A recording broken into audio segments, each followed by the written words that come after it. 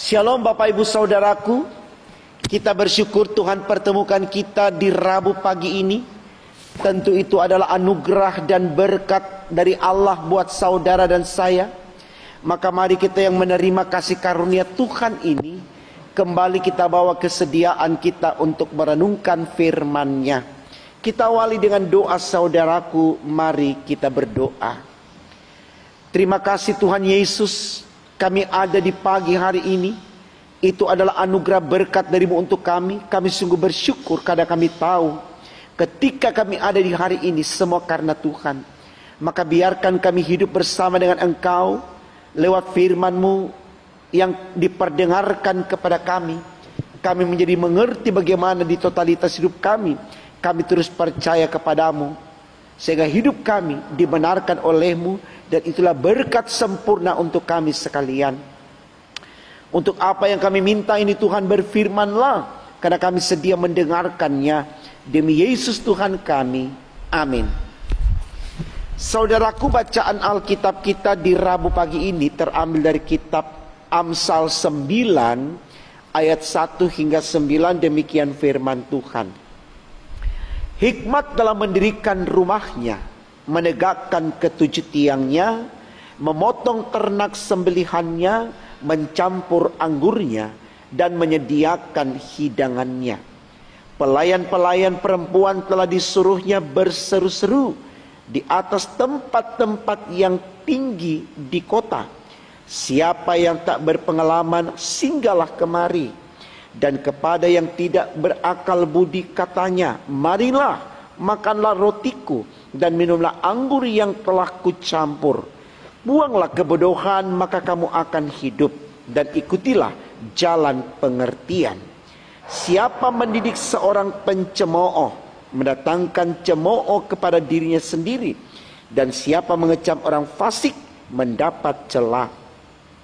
Janganlah mengecam seorang pencemooh, supaya engkau jangan dibencinya.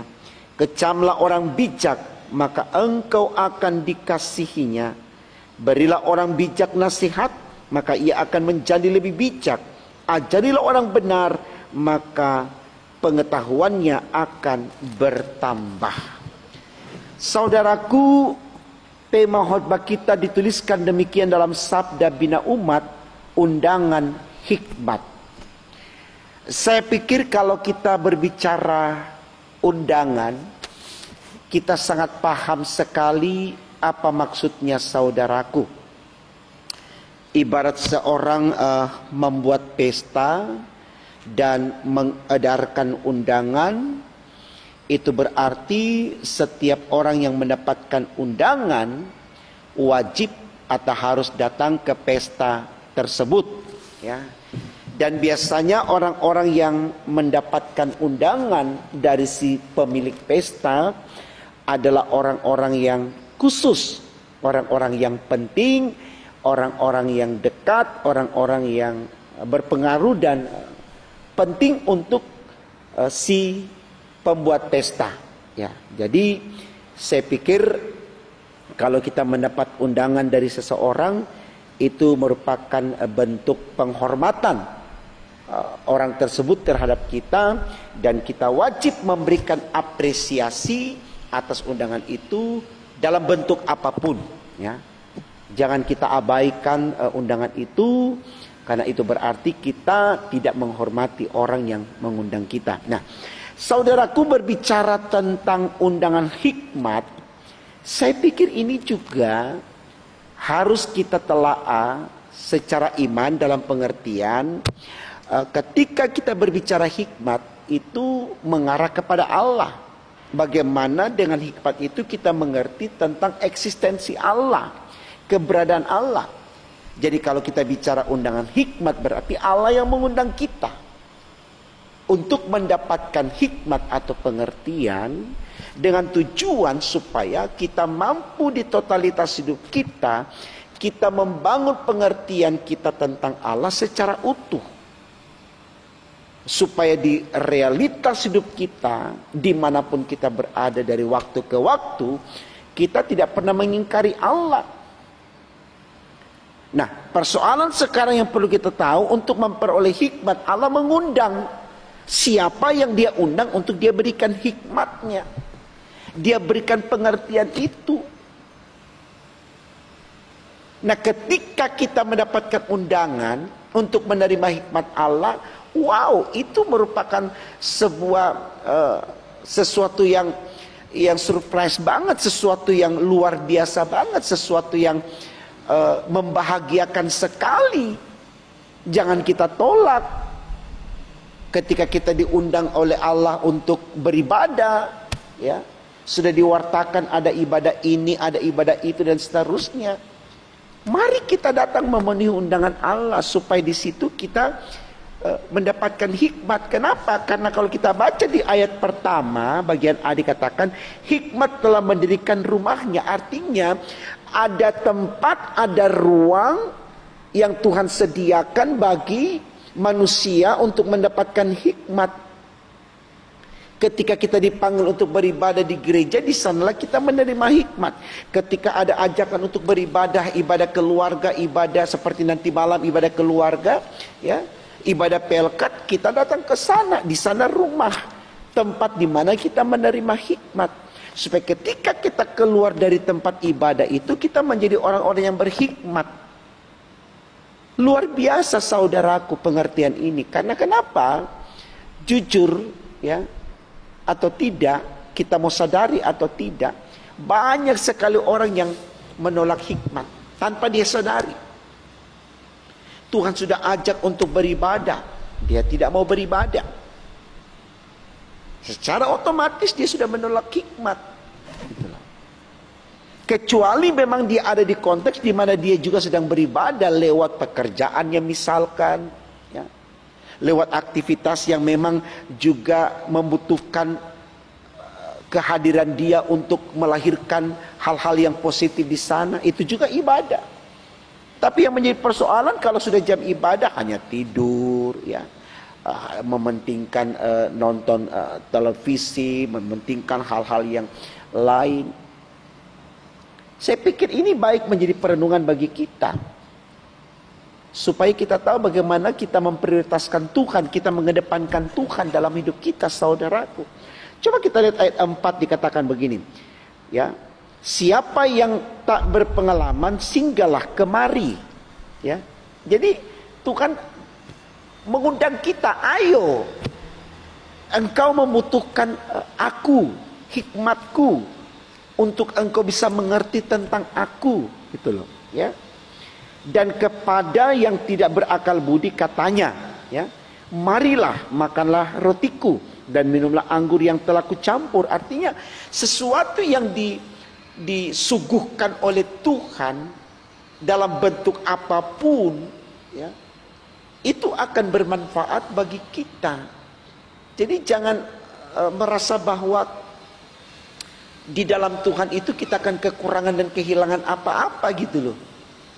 Sehingga ada bahasa selalu, kalau saya tidak mengambil kesempatan ini tidak terjadi kedua kali, saya akan kehilangan momen ini, saya akan ketinggalan dan seterusnya. Seakan-akan apa yang kita kejar ini itu sesuatu yang perfect, sesuatu yang sempurna, ketimbang ajakan Tuhan untuk beribadah dan menyembah Dia, gitu loh. Apapun yang kita kejar dalam hidup ini, saudaraku, itu satu ketika itu tidak akan menjadi milik kita, karena itu bukan kepunyaan kita. Firman Tuhan sudah berapa kali saya katakan dalam Injil Matius 6 ayat 33, carilah dahulu kerajaan Allah dan kebenarannya, maka semuanya akan ditambahkan kepadamu.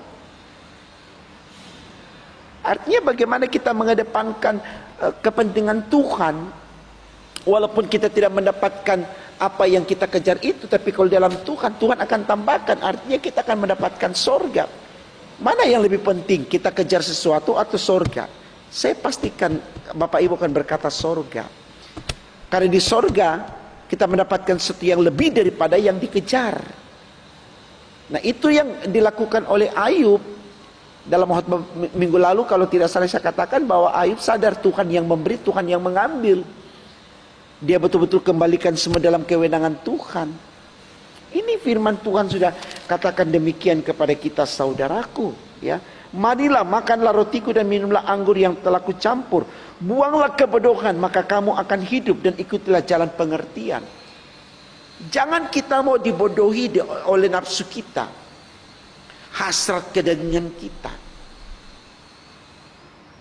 Itu hanya semakin membuat kita kehilangan momen bersama dengan Allah. Terima pengertian, dalam ayat 6 dikatakan tadi, yaitu hikmat.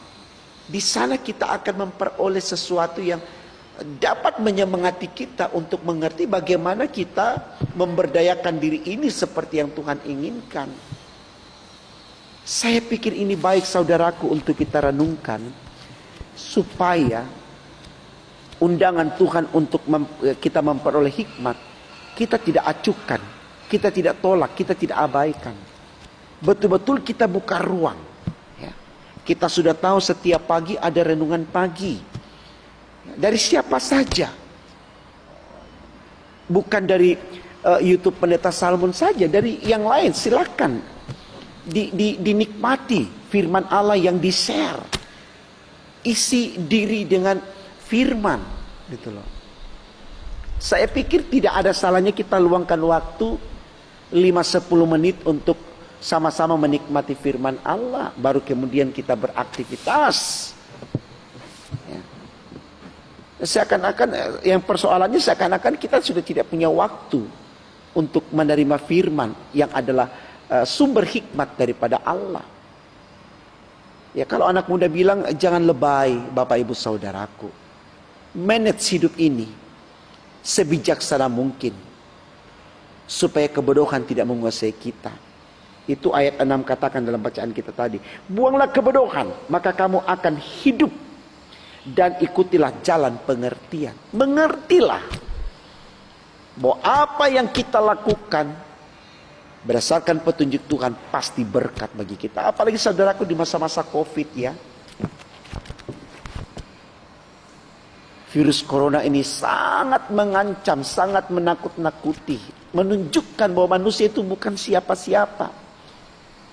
Dokter spesialis aja bisa terpapar virus corona, bahkan kehilangan nyawa. Berapa banyak profesor, doktor, dan seterusnya.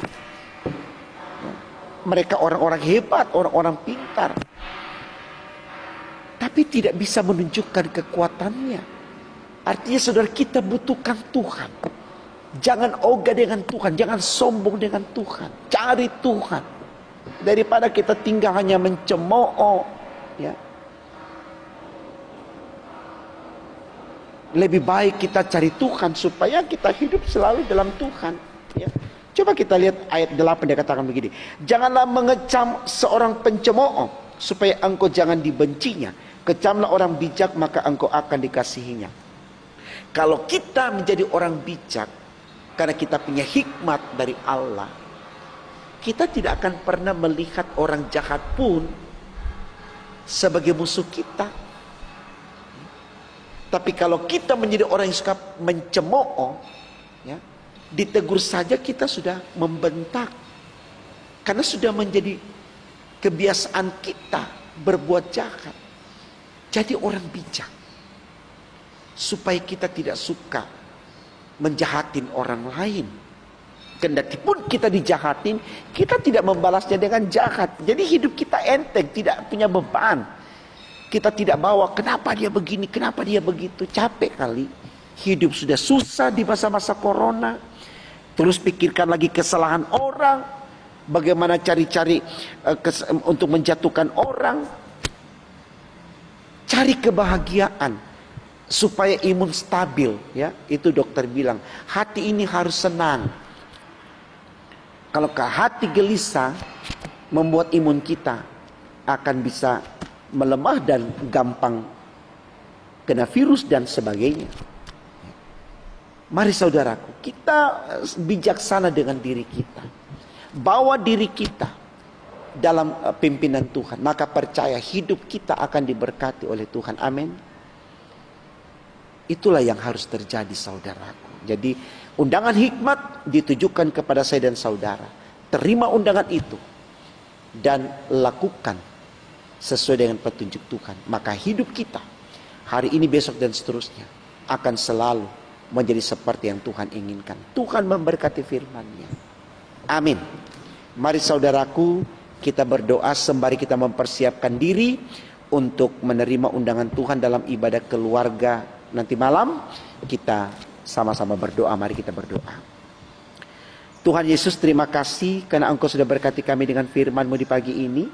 Berkenan apa yang kami mengerti tentang hikmat dari-Mu, benar-benar kami buka hati kami, jiwa kami, perasaan pikiran kami untuk selalu mau menerima hikmat dari-Mu, sehingga kami akan selalu mengerti Engkau adalah Allah yang hidup bagi kami, Engkau adalah Tuhan yang menentukan hidup kami, sehingga kami terus menyembah Engkau dari waktu ke waktu demi untuk kemuliaan nama-Mu. Terima kasih ya Allah di sorga, pimpin kami sepanjang hari ini, sehatkan kami, kuatkan fisik kami, teguhkan iman kami, jauhkan kami dari virus corona, dan hidup kami bersama keluarga kami selalu mempermuliakan nama-Mu. Di dalam nama Tuhan Yesus kami sudah berdoa dan mengucap syukur kepada Bapa di sorga. Haleluya.